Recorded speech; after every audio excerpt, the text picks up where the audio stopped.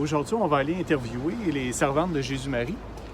Ça va nous permettre de connaître un peu leur histoire, puis avec l'abbé Breton et aussi avec Jean-François et moi-même, Nicolas.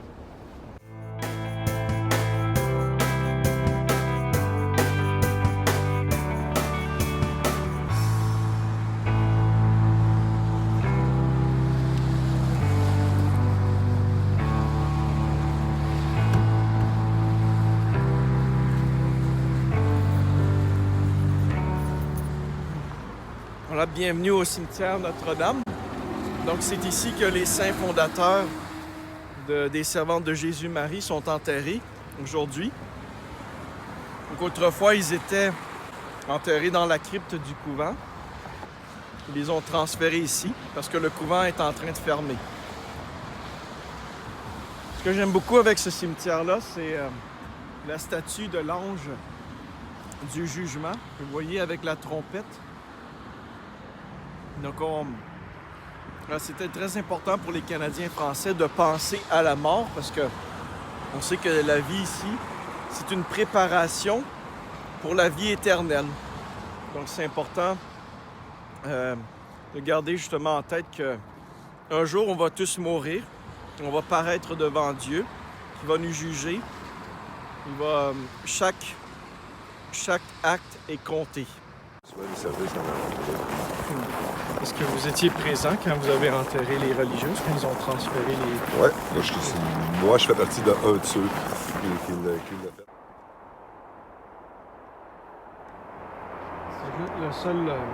La seule que j'ai pas trouvée, c'est la mère fondatrice, qui s'appelle... son nom civil, c'est Éléonore. À quelle année? Pas de vin. C'est l'année... tu vois, ici, on a les années. Les années sont là, ici. Son nom, c'est Éléonore. Éléonore Potvin. Madame Potvin. Père Alexis-Louis Mangin, qui est le fondateur, est enterré à la grande croix grise qu'on voit là-bas. Donc on voit son nom inscrit. Et toutes les sœurs qui ont été enterrées sont ici. Il y a comme sa devise ici.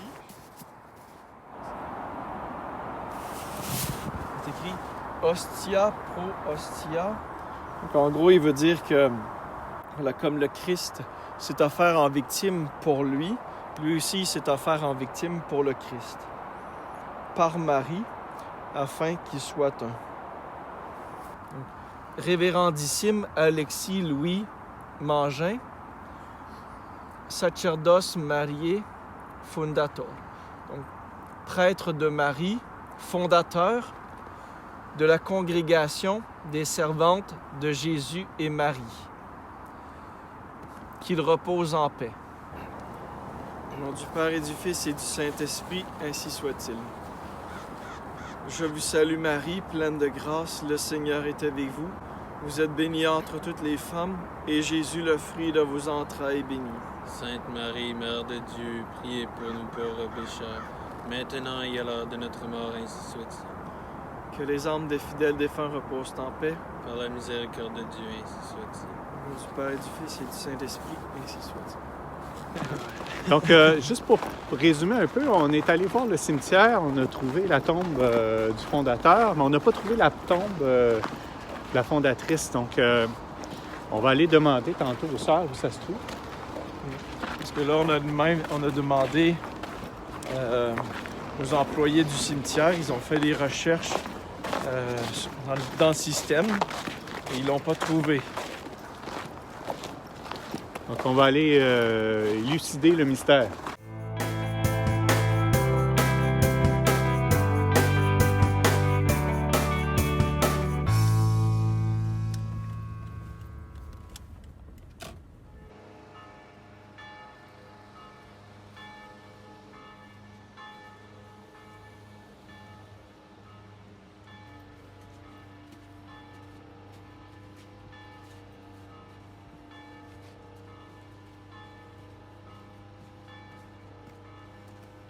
La paroisse Saint-Clément venait chercher leurs hosties ici, à ce couvent même.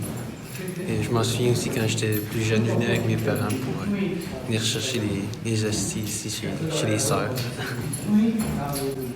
Donc c'est ça, les sœurs, c'était une façon aussi de faire du revenu parce que ça avait besoin d'argent pour survivre. C'était, si je comprends bien, elles avaient une machine pour faire leurs hosties.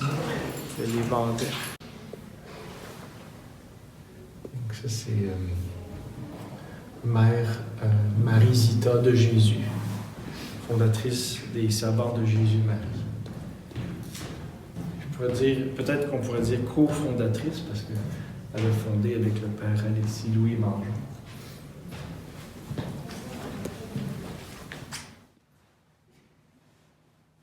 À un moment donné, elle a posé la question, elle dit « Marie, qu'est-ce que vous essayez de me dire? » Et la Sainte Vierge lui a répondu « Comme j'ai nourri mon fils, je veux que tu nourrisses mes prêtres par tes prières. » Donc, bonjour, ma sœur. Toutes les révélations que notre mère fondatrice a eues étaient toujours en rapport avec la congrégation. Par exemple, c'était la nuit de Noël, où elle prie la Sainte Vierge. Vous voyez, c'est toujours en rapport avec l'Eucharistie. Elle a vu Marie sur l'autel qui allaitait l'enfant Jésus. Votre vocation sera de prendre soin des prêtres. C'est comme Marie qui prend soin du bébé Jésus. J'ai entendu parler aussi d'un autre phénomène mystique qui est arrivé avec votre fondatrice. C'était comme elle avait vu le Christ placer une couronne d'épines sur sa tête. Oui, Mère Marie-Zita a fait le choix entre les couronnes. La Vierge Marie lui a présenté 2 couronnes, une de rose et l'autre d'épines, en lui demandant laquelle elle voulait. Elle a choisi celle d'épines afin de ressembler à son époux. La Sainte Vierge lui a alors déposé sur la tête. Notre congrégation aime aussi à raconter une anecdote de Sœur Mechtilde. Sœur Mechtilde était considérée comme une sainte dans la région de Hol, même de son vivant. Un jour, qu'elle est en visite chez une dame dont le mari était alcoolique, elle lui dit « Donnez-moi la bouteille de boisson. » L'autre répond vivement « Ah non, j'ose pas y toucher, il me tuerait. » La sœur s'empare donc de la bouteille, puis la pose près de la statue du Sacré-Cœur. Quand le mari revient à la maison et voit que sa bouteille a disparu, il s'écrie « Comment ça se fait que c'est là? » Sa femme lui dit « C'est Sœur Mechtilde qui a fait ça. »« Ah ben, c'est pas Sœur Mechtilde qui va m'empêcher de boire. » Il prend la bouteille, essaie de boire. Impossible, sa main tremblait. Il n'a jamais été capable de toucher à une autre bouteille de sa vie.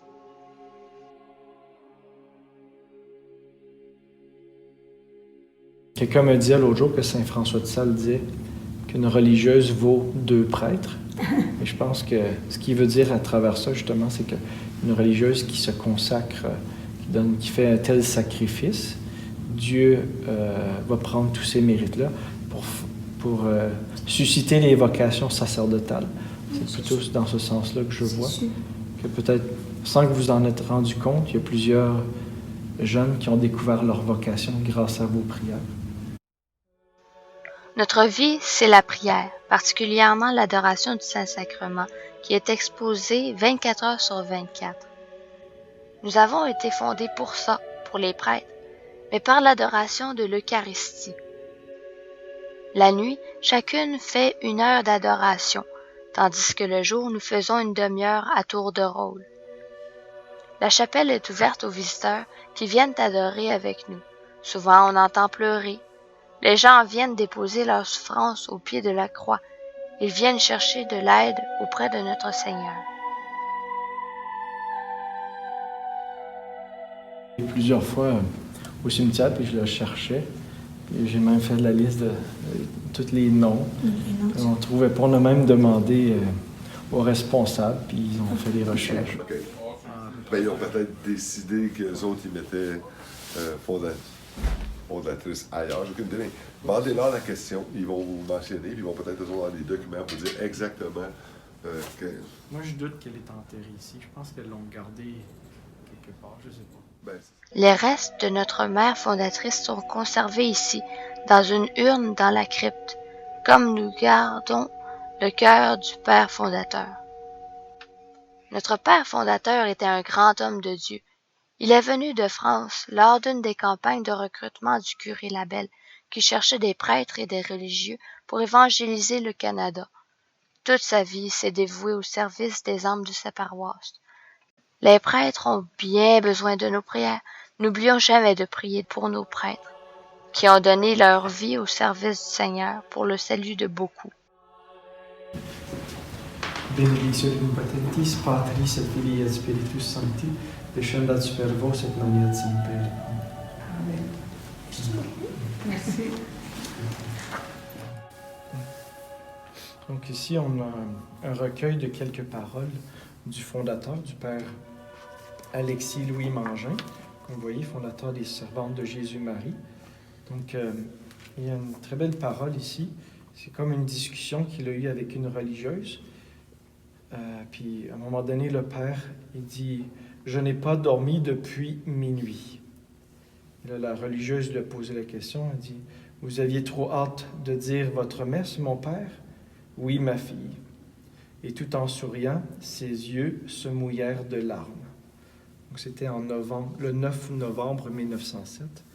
Donc, le bon Dieu lui avait fait comprendre la grandeur de la messe, justement, à un tel point que c'est devenu une souffrance pour lui d'attendre de dire la messe. C'est ce que le père Padre Pio aussi, Saint Padre Pio, il disait que sa plus grande souffrance était de devoir attendre pour célébrer la messe.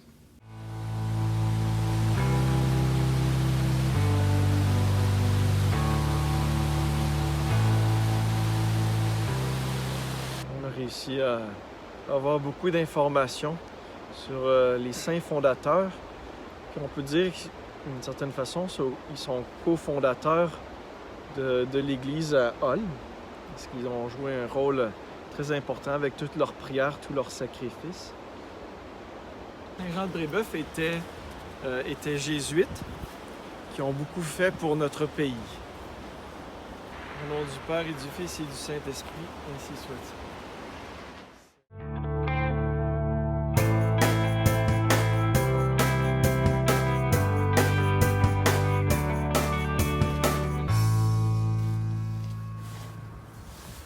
Encore une fois, un symbole de nos racines catholiques françaises.